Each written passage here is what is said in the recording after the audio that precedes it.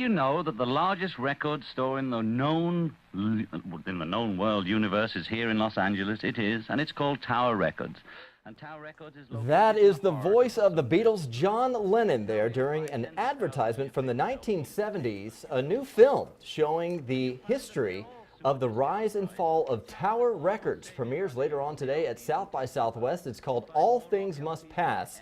Tower Records, by the way, brought in $1 billion back in 1999, only to collapse 7 years later in 2006. So what exactly happened to this mega record store? Well, here to talk about the film this morning is director Colin Hanks, as well as producer Sean Stewart. Thank you both so much for being here this morning. Thanks for having us. Wow, so this is basically, what, 7 years in the making for this documentary?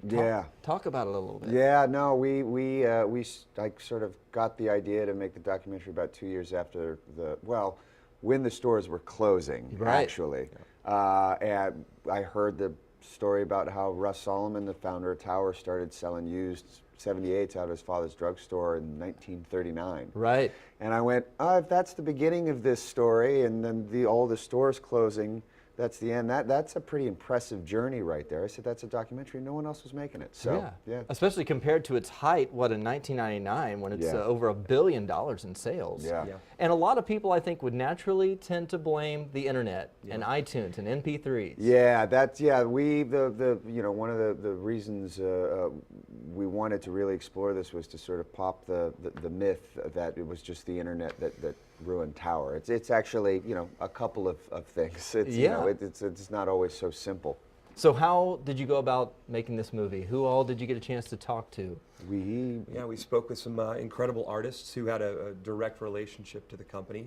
Bruce Springsteen, David Geffen, who is a very famous music executive. Elton John, who used to shop there every Tuesday morning at 9 a.m. and pick his records up there. And then there's the cast of the Merry Band of Misfits, as we call them, that are Russ's right-hand people that really were the ones that helped make this company work. And don't forget Dave Grohl. Dave Grohl, who was an employee, he was a former employee. Is that right? Yeah, back in Virginia. Gives you an idea of the clout that Tower Records had at one time.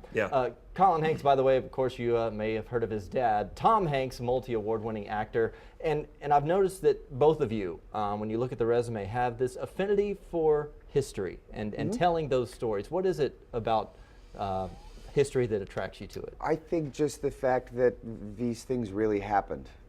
I spend a majority of my time reading scripts that are pure fiction. And there's just something about, the stories that you wouldn't believe are real, but they actually happen to real people. And for me, documentaries and wanting to direct this documentary in particular, it was an extension of that. I always find it so much more fascinating when the people that lived it are the ones telling the story. I think that sort of scratches an itch for me. Sure. So, yeah.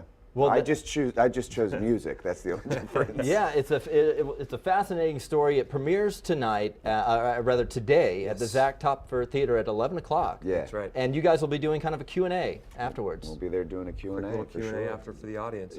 Yeah, they've been here all week, by the way, enjoying all that South by Southwest has to offer. But once the business aspect is over, hopefully you guys be able to relax and enjoy. Enjoy, exactly. All right. Thank you so much, Sean Stewart, Colin Hanks, for joining us, and best of luck with All Things Must Pass. Your directorial debut, pretty much. Yeah, with this documentary. 7 years in the making. Incredible. Thank you guys so much. Thanks a lot. Thanks for having us.